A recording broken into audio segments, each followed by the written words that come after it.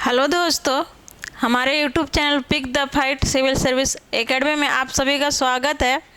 हमारे संस्था में बीपीएससी और बिहार द्रोह का क्लास चल रहा है, जो ऑफलाइन और ऑनलाइन दोनों है। और हमारे संस्था जो है पटना का मुसलमपुर हाट में है। और आज जो हम आप लोग को पढ़ाने वाले हैं वो भारत का भूगोल, यानी भूगोल जैसे आप देखेंगे बीपीएससी और बिहार दरोगा दोनों में सिलेबस में आप लोग को भारत का भूगोल देखने को मिलेगा।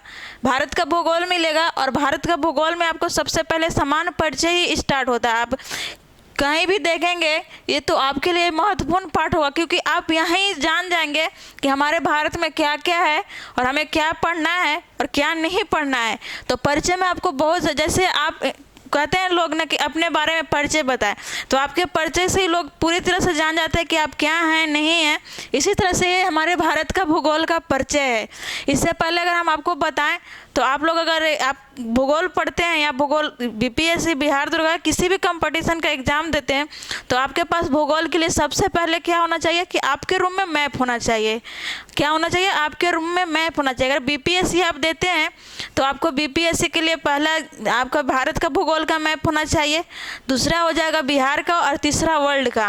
और अगर हम भारत के भूगोल से बीपीएससी में बात करें तो लगभग आपको 10 क्वेश्चन मिलेगा। कितना मिलेगा? 10 क्वेश्चन भारत के भूगोल से। और दूसरी बात कि आप लोग के पास एटलस होना चाहिए। हर स्टूडेंट के पास एटलस होना चाहिए। ये आपके लिए बहुत ही निश्चित है कि आपके पास एटलस होना ही होना चाहिए। और दरोगा में अगर आप देखें बीपीएस दरोगा में भारत का भूगोल या वर्ल्ड भूगोल या हमारे पूरे भूगोल का ही बात करें तो वहाँ भी आपको लगभग 15 से 20 देखने को प्रश्न मिलेगा। और बीपीएससी में तो इसका दायरा बढ़ते जा रहा है। इससे पहले अगर आप देखेंगे 62 से पहले लगभग 12-13 पूछता था, लेकिन 62 के बाद से धीरे धीरे करेंट से लेके जोड़ते हुए 20 से 22 तक कर दिया है भूगोल जो भी है। और इसमें आपको भारत का भूगोल से 10 प्रश्न होगा। और सबसे बात पहली है कि भारत का परिचय जो है ना, भारत का भूगोल का परिचय, इससे आपको हर एग्जाम में एक न एक प्रश्न देखने को, एक या दो जरूर मिलेगा। क्योंकि आपके अगर जैसे एग्जामिनर का यही होता है कि आप भूगोल जानते हैं तो कैसे जानते हैं, कहाँ से जानते हैं, तो परिचय से एक आध प्रश्न हो ही जाता है। और दूसरी बात कि अगर आप लोग को हमारे क्लास अच्छा लगता है तो प्लीज़ आगे और इसको शेयर कीजिए, क्योंकि और लोगों को इससे फ़ायदा हो और हमारे लिए भी एक मोटिवेशन बने कि हम आप लोग को और ज़्यादा से ज़्यादा कराएं। तो हम देखते हैं मैप से पहले समझते हैं। ये आप देख रहे हैं हमारे भारत का मैप है, एकदम प्लेन है। ये जो हमारा मैप है भारत का मैप है। और इसी तरह से एक और मैप है। सबसे पहले आपको अगर भूगोल पढ़ना है तो भूगोल 2 टाइप का पढ़ा जाता है। भूगोल कितने टाइप से पढ़ा जाता है? 2 टाइप से। एक होता है राजनीतिक भूगोल और दूसरा होता है प्राकृतिक भूगोल। राजनीतिक भूगोल में आप देखेंगे तो हम राजनीतिक भूगोल का मैप आप लोग को दिखाते हैं। ये जो आप देख रहे हैं राजनीतिक भूगोल का मैप है, जिसमें राजनीतिक भूगोल का मतलब होता है कि आपको देश या राज्य से सीमा निर्धारित किया जाएगा। और राजनीतिक भूगोल में होता है सड़क होता है, नहर होता है, रेलवे लाइन, ये सब जो भी होता है राजनीतिक भूगोल में होता है। और अगर हम बात करते हैं प्राकृतिक भूगोल में तो प्राकृतिक भूगोल में आपको मिलेगा नदी, पर्वत, झरना, मैदान, पहाड़, ये जो भी है आपको मिलेगा देखने को प्राकृतिक भूगोल में। तो हम देखते हैं भारत का भूगोल, तो मैप से आते हैं। तो हम सबसे पहले देखते हैं हमारे जो आप मैप देख रहे हैं क्या है, भारत का भूगोल का है। आप ये देख रहे हैं भारत का है। तो हम सबसे पहले भारत का स्थिति देखते हैं कि कहाँ है। तो आते हैं पृथ्वी पर या गोलार्ध पर। तो आप ये देखेंगे कि इस टाइप से आपका क्या है, गोलार्ध है। गोलार्ध किस टाइप से? इस टाइप से है। इसके मध्य से देखेंगे तो आपको एक 0 डिग्री अक्षांश गुजरता है। क्या है? 0 डिग्री अक्षांश। इसे हम क्या बोलते हैं? इसे हम 1 मिनट और हम इधर करते हैं, शायद आप लोग को अच्छा से नहीं दिख रहा होगा या कैमरा हमारे जो है वो कैप्चर नहीं कर पा रहा होगा। जैसे अब हम देखेंगे कि ये हमारा क्या है, ये हमारा पृथ्वी है। इसके मध्य से आप देखेंगे तो एक 0 डिग्री अक्षांश गुजरता है। क्या गुजरता है? 0 डिग्री अक्षांश। इसे हम क्या बोलते हैं? 0 डिग्री अक्षांश। ये हमारा 0 डिग्री अक्षांश है। इसे एक और नाम से जानते हैं, इसका एक और नाम है भूमध्य रेखा। इसका नाम एक और है भूमध्य रेखा। ये हमारा 0 डिग्री अक्षांश हो गया। अगर 0 डिग्री के नीचे आप आते हैं, जैसे इस भाग में आप आते हैं, तो इसे हम क्या बोलते हैं? दक्षिणी अक्षांश बोलते हैं। इसे हम दक्षिणी अक्षांश बोलते हैं। और अगर 0 डिग्री से ऊपर आप जाएंगे तो इसे हम बोलते हैं, इस क्षेत्र को हम बोलते हैं उत्तरी अक्षांश। क्या बोलते हैं? उत्तरी अक्षांश। तो हम अगर देखते अक्षांशीय दृष्टि से भारत का विस्तार, तो आप देखेंगे अक्षांशीय दृष्टि से तो आप देखेंगे तो भारत कहाँ स्थित है? आप गोलार्ध में देखेंगे तो भारत लगभग आपको यहाँ मिलेगा। तो अक्षांशीय दृष्टि से हम बात करें तो भारत कहाँ है? उत्तरी गोलार्ध में है।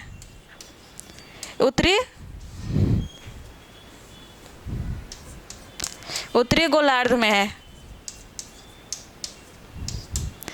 अब इसके बाद हम देखते हैं, इस तरह से आप देखेंगे अक्षांशों की संख्या तो लगभग आपको 181 मिलेगा। 181 कैसे होगा हम आपको बताते हैं। आप ये देखेंगे यहाँ पर तो आपको इस तरह के, तो आपको ध्रुवीय 90 डिग्री ध्रुवीय मिलेगा। इसको हम क्या बोलते हैं? दक्षिणी ध्रुव। इसे हम बोलते हैं दक्षिणी ध्रुव। और इस भाग में आप यहाँ देखेंगे तो इसे हम बोलते हैं उत्तरी ध्रुव। इसे हम बोलते हैं उत्तरी ध्रुव। और ये दोनों रेखा को मिलाने वाला एक रेखा होता है जिसे हम बोलते हैं, ये जो आपको है इसे देखेंगे तो ये मिलाता है पूरे ये 0 डिग्री अक्षांश को 90 डिग्री पर काटता है, जिसे हम बोलते हैं देशांतर। इस भाग को क्या बोलते हैं? हम देशांतर बोलते हैं। और ये जो हम आपको बोल रहे थे कि 181 अक्षांश है, तो आप अगर इस 0 डिग्री उत्तरी अक्षांश को छोड़ देंगे और ये दक्षिणी अक्षांश को छोड़ के, और अगर आप भूमध्य रेखा को छोड़ते हैं तो आपको अक्षांश का संख्या कहीं कहीं आपको मिलेगा 178। अगर ये तीनों को आप जोड़ते हैं तो 181 होगा। तो आपको समझ आ गया होगा कि 81 कैसे हुआ। और हम अब देख रहे हैं देशांतर में, तो आप ये देख रहे हैं जो ये दोनों दो ध्रुवों को जो मिला रहा है उत्तरी और दक्षिणी को, इसे हम बोलते हैं देशांतर। और ये 0 डिग्री देशांतर है।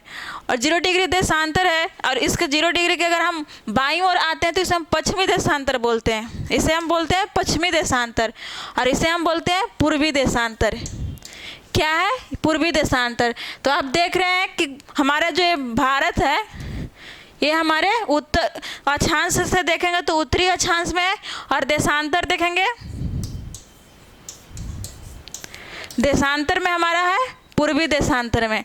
तो इसलिए आपको कहीं प्रश्न अगर पूछता है कि भारत किस गोलार्ध में स्थित है, तो आपको ऑप्शन में मिलेगा उत्तरी पूर्वी गोलार्ध, तो आपके लिए आंसर होगा। तो ये हम गोलार्ध से मैप से देख लिए। अब हम देखते हैं मैप से। तो ये हमारा भारत का मैप है। इससे पहले अगर हम बात करें कि भारत किस महाद्वीप में स्थित है, तो भारत एशिया महाद्वीप में स्थित है। भारत कहाँ स्थित है? तो एशिया महाद्वीप में है। एशिया महाद्वीप के दक्षिण पूर्व में स्थित है। दक्षिण पूर्व में भारत स्थित है। और इसके बाद हम भारत के चौहद्दी देखते हैं। तो चौहद्दी में आप देखेंगे तो उत्तर पश्चिम में देखेंगे तो आपको मरुस्थल मिलेगा। ये जो हमारा भारत का चौहद्दी है, तो मरुस्थल भी हो सकता है। अगर हम देश की बात नहीं कर रहे हैं, हम चौहद्दी की बात कर रहे हैं। इसके बाद आप इस भाग में देखेंगे पूरे उत्तर में, और उत्तर से पूर्व तक आएंगे तो आपको हिमालय मिलेगा। हमारे भारत के चौहद्दी में देखेंगे तो पश्चिम उत्तर में आपको मरुस्थल हो जाएगा, और उत्तर में भी हिमालय है और उत्तर पूर्व में भी हिमालय है। ये उत्तर पूर्व है, ये भी हिमालय ही है, हमारे भारत के है। इसके बाद हम आते हैं दक्षिण पश्चिम में। तो ये हमारा दक्षिण पश्चिम भाग ये है। तो ये हमारे दक्षिण पश्चिम में क्या है? अरब सागर है। अरब सागर है। और हम आते हैं दक्षिण पूर्व में।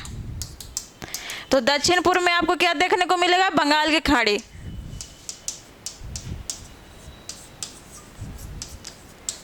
ये बंगाल की खाड़ी हो गया। और सबसे दक्षिण में आप आएंगे तो सबसे दक्षिण में आपको क्या मिलेगा? हिंद महासागर। हिंद महासागर। ये आप तो मैप से देख लिए। और जब हम राजनीतिक पढ़ेंगे तो राजनीतिक में चौहद्दी में हम देश देखेंगे या कौन सा क्या है। तो अब आगे हम आते हैं। हम बात करते हैं भारतीय उपमहाद्वीप की। भारतीय उपमहाद्वीप में कितने देश हैं? और हमारा भारत जो एक विशाल देश था, और विशाल देश को क्या बोलते थे? भारतीय उपमहाद्वीप।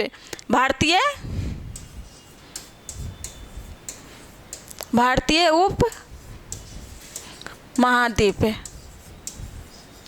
और भारतीय उपमहाद्वीप में देश की संख्या कितना है? 7 है। और हम देखते हैं 7 में कौन है, तो आप देखेंगे भारत है, पाकिस्तान है, नेपाल है, भूटान है, इसके बाद आप देखेंगे तो बांग्लादेश है। पहला आप देख लिए भारत, दूसरा आप देखेंगे तो पाकिस्तान, दूसरा हो गया पाकिस्तान, तीसरा आप देखेंगे नेपाल, भूटान, म्यांमार, इसके बाद आप देखेंगे तो बांग्लादेश है, बांग्लादेश, और सबसे नीचे आप आएंगे तो हो जाएगा श्रीलंका। ये हमारे भारतीय उपमहाद्वीप में देशों की संख्या 7 थी। जैसे आप देखेंगे, पहला आप देखेंगे तो भारत है, दूसरा पाकिस्तान, तीसरा नेपाल, चौथा आपका भूटान हो जाएगा, इसी तरह से पांचवा आपका हो जाएगा म्यांमार, और छठा आप देखेंगे तो हो जाएगा बांग्लादेश, और सातवां आप देखेंगे तो हो जाएगा श्रीलंका। तो हम भारतीय महाद्वीप के बारे में जान गए, उसका दशांशीय विस्तार और अक्षांशीय विस्तार देखें। अब हम देखते हैं कि भारतीय उपमहाद्वीप का क्षेत्रफल कितना है। तो क्षेत्रफल पर हम अगर बात करते हैं तो आपको क्षेत्रफल मिल जाएगा 32,87,263 वर्ग किलोमीटर। ये पूरे भारत का क्षेत्रफल हो गया। आकार में अगर हम बात करते हैं, भारत का आकार कैसा है,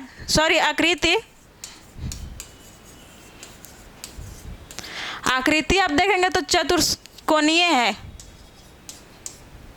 चतुष्कोणीय है। आप मैप से देख सकते हैं। आप देखें ये हमारे मैप है, तो इसको अगर आप देखेंगे तो ये चतुष्कोणीय है, या इसे त्रिभुजकार भी बोलते हैं। ये हमारे मैप से हो गया। अब हम देखते हैं आकार और आकृति देखते हैं जनसंख्या पर और क्षेत्रफल से, दोनों से पूरे विश्व में। तो हम आकार देखते हैं विश्व में, तो आप आकार में देखेंगे और क्षेत्रफल की दृष्टि से देखेंगे तो 7वां है। क्षेत्रफल की दृष्टि से 7वां स्थान पर है भारत। इससे पहले अगर हम बात करें 6 देशों की, तो हो जाएगा आपका पहला पर हो जाएगा रूस, दूसरा पर आपका हो जाएगा कनाडा, तीसरा आप देखेंगे तो हो जाएगा चीन। कहीं पर आपको चीन और कहीं यूएसए भी देखने को मिलेगा, लेकिन अभी आपका हो जाएगा चीन। चौथा देखेंगे तो यूएसए है, पांचवा देखेंगे तो आपका हो जाएगा ब्राज़ील, और छठा आपका हो जाएगा ऑस्ट्रेलिया। ये जो प्रश्न आपका देख रहे हैं 7वां स्थान, ये बहुत बार पूछा हुआ है बहुत सारे एग्जाम में। तो हमारा भारत का क्षेत्रफल की दृष्टि से पूरे विश्व में कितवां स्थान है? 7वां स्थान है। इससे पहले आप पहला जो देखेंगे रूस है, दूसरा आपका कनाडा हो जाएगा, तीसरा चीन, चौथा यूएसए, पांचवा आपका ब्राज़ील है, और छठा आपका ऑस्ट्रेलिया है। और जनसंख्या की दृष्टि में हम देखते हैं, जनसंख्या की दृष्टि में आप देखेंगे, जनसंख्या की दृष्टि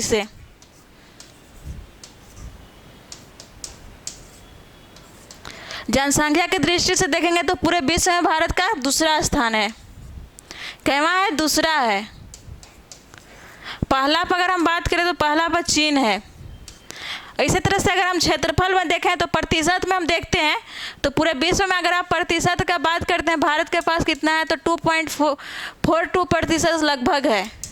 इतना क्षेत्रफल हमारे भारत के पास है। और जनसंख्या में कितना है? 2011 की जनसंख्या के अनुसार, कौन सा? 2011 के जनसंख्या के अनुसार हमारे पास कितना है जनसंख्या? तो 17.5%। ये हमारे जनसंख्या की दृष्टि से हो गया। अब हम देखते हैं, अगर राज्य की बात करें तो हमारे देश में राज्य कितना है? तो राज्य अगर हम बात करते हैं तो 28 राज्य और 8 केंद्र शासित प्रदेश है। कितना है? 28 राज्य है। भारत में राज्यों की संख्या 28 है और केंद्र शासित प्रदेश जो आपका होगा 8 होगा।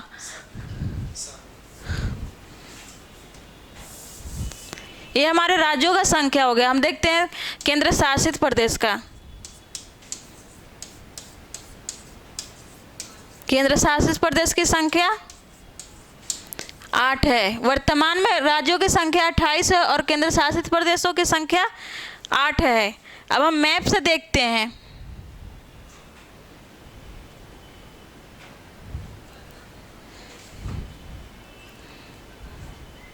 ये हमारा जो मैप है भारत का राजनीतिक मैप है। आप देख रहे हैं जो ये आप रेखा देख रहे हैं, ये जो रेखा आप देख रहे हैं इस टाइप से जो है, इसे हम क्या बोलते हैं? कर्क रेखा बोलते हैं। क्या बोलते हैं? कर्क रेखा। और ये कितने डिग्री अक्षांश पर है? तो 23.5 डिग्री अक्षांश है। 23.5 डिग्री उत्तरी अक्षांश है। और कर्क रेखा भारत को बीचों बीच से काटता है, यानी बराबर 2 भागों में बांटता है। और कर्क रेखा के उत्तर में आएंगे तो इसे हम बोलते हैं, इस भाग को क्या बोलते हैं? शीतोष्ण, शीतोष्ण नहीं होगा, उपोष्ण होगा। उपोष्ण कटिबंध है। और दक्षिण में आएंगे, अगर कर्क रेखा के दक्षिण में आप आएंगे तो इसको बोलते हैं उष्ण कटिबंध।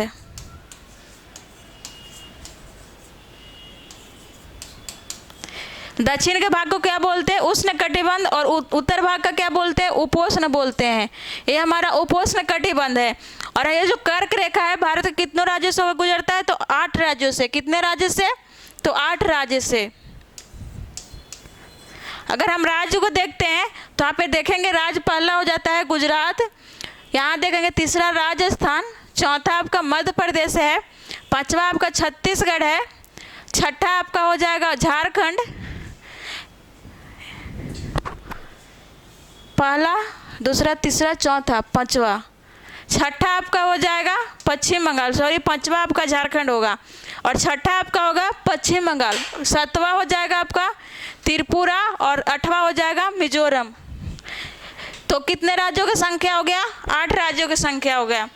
पहला आप देखें, और इस तरह से आप सीक्वेंस में भी पूछा हुआ है कि राज्यों की संख्या उत्तर से दक्षिण या पूरब से पश्चिम, इस तरह से। अगर आप पश्चिम से पूरब पूछता है तो सबसे पहले आप देखेंगे राजस्थान है, गुजरात है, फिर राजस्थान है, मध्य प्रदेश है, इसके बाद आप देखेंगे चौथा नंबर पर छत्तीसगढ़ है और पांचवा नंबर पर आपको मिल जाएगा झारखंड और छठा नंबर पर आपको मिलेगा पश्चिम बंगाल और सातवां पर त्रिपुरा है और 8वां पर आपको मिल जाएगा मिजोरम। ये हमारे कर्क रेखा से गुजरने वाले राज्यों की संख्या हो गया। इसके बाद हम ये आप जो है देख रहे हैं लंबी लाइन आपको दिख रहा है, इसे हम बोलते हैं मानक समय या प्रधान रेखा। इसे हम क्या बोलते हैं? मानक समय। ये मानक समय है और मानक समय जो है ये आपको 82.5 डिग्री पूर्वी देशांतर पे है। क्या है? 82.5 डिग्री पूर्वी देशांतर। ये हमारे 5 राज्यों से होकर गुजरता है। कितने राज्यों से? 5 राज्यों से। और जो 82.5 डिग्री पूर्वी देशांतर है ये इलाहाबाद के नैनी से गुजरता है। कहाँ से गुजरता है? इलाहाबाद की नैनी से। इलाहाबाद के नैनी से। और राज्य की अगर हम बात करते हैं 5 राज्यों से गुजरता है तो पहला आप देखेंगे हो जाएगा यूपी, दूसरा आप देख रहे हैं हो जाएगा मध्य प्रदेश, तीसरा आप ये देख रहे हैं जो है छत्तीसगढ़ और चौथा उड़ीसा और 5वां आंध्र प्रदेश। ये हमारे कर्क रेखा और मानक समय हो गया। इसके बाद आगे हम देखते हैं कि भारत के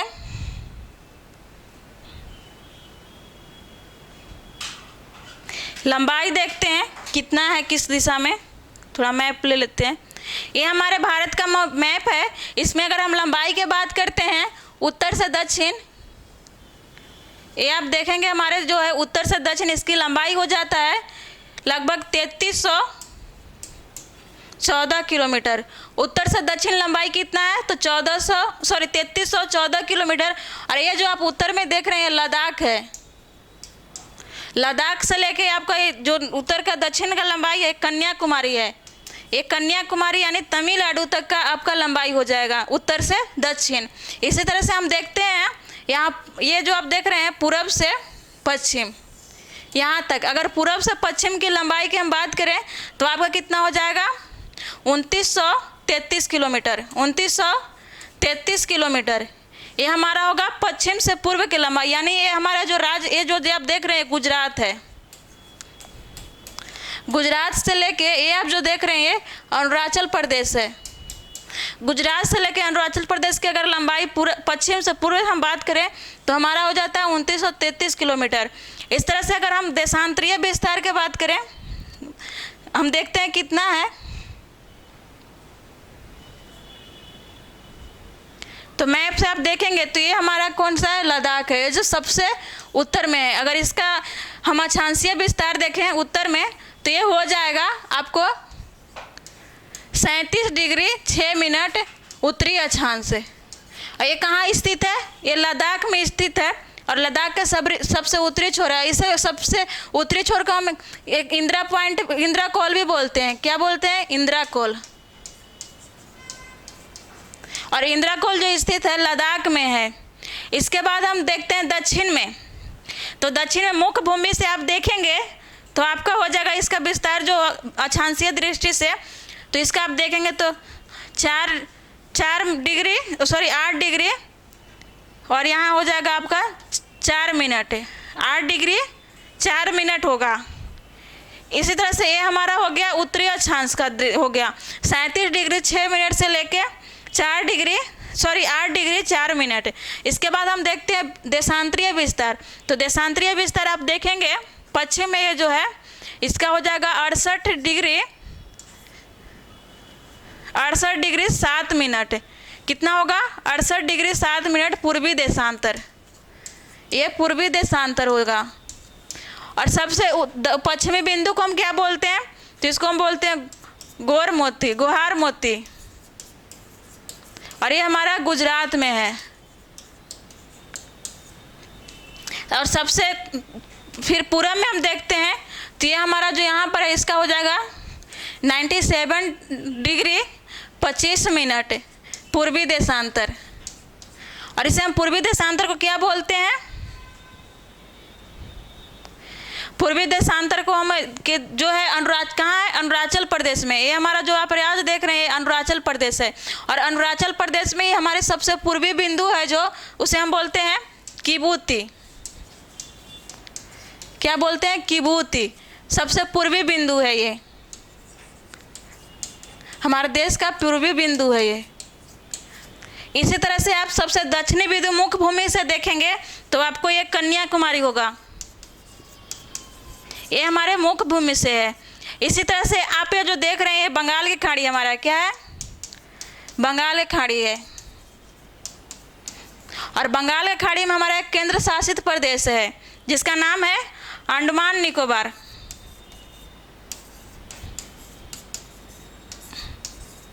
ये हमारा अंडमान निकोबार है जो आप देख रहे हैं। और इसके सबसे दक्षिणी छोर का हम अगर पूरे भारत के दक्षिणी छोर की बात करते हैं तो इसका हो जाएगा 6 मिनट 4-5 यानी 45 मिनट 6 डिग्री 45 मिनट। ये हमारे दक्षिणी बिंदु और इसे हम बोलते हैं उत्तरी अक्षांश। इसे भी हम बोलते हैं उत्तरी अक्षांश क्योंकि हमारा भारत जो है उत्तरी अक्षांश में स्थित है। और ये जो आप देख रहे हैं ये हमारे जो अंडमान निकोबार है जो भूमध्य रेखा से कितना दूर है? तो 876 किलोमीटर। कितना? 876 किलोमीटर भूमध्य रेखा से दूर है हमारे मुख्य अंडमान निकोबार जो है। इस तरह से आप ये देखें हमारे हो गया मुख्य भूमि। और यहाँ पे सबसे दक्षिणी छोर की हम बात करें तो सबसे दक्षिणी छोर हमारा क्या है? इंदिरा पॉइंट है। इंदिरा पॉइंट इंदिरा पॉइंट है, और ये हमारा कहाँ स्थित है? अंडमान निकोबार में। इसी तरह से ये तो हम देखें कि बंगाल की खाड़ी में हमारा एक केंद्र शासित प्रदेश था जो जिसका नाम है अंडमान निकोबार। इसी तरह से आप जो ये देख रहे हैं, ये भाग जो है, इस भाग को हम क्या बोलते हैं? अरब सागर। और अरब सागर में हमारा एक और केंद्र शासित प्रदेश है जिसे हम बोलते हैं लक्षद्वीप। लक्षद्वीप है। तो ये हमारा हो गया। अब हम देखते हैं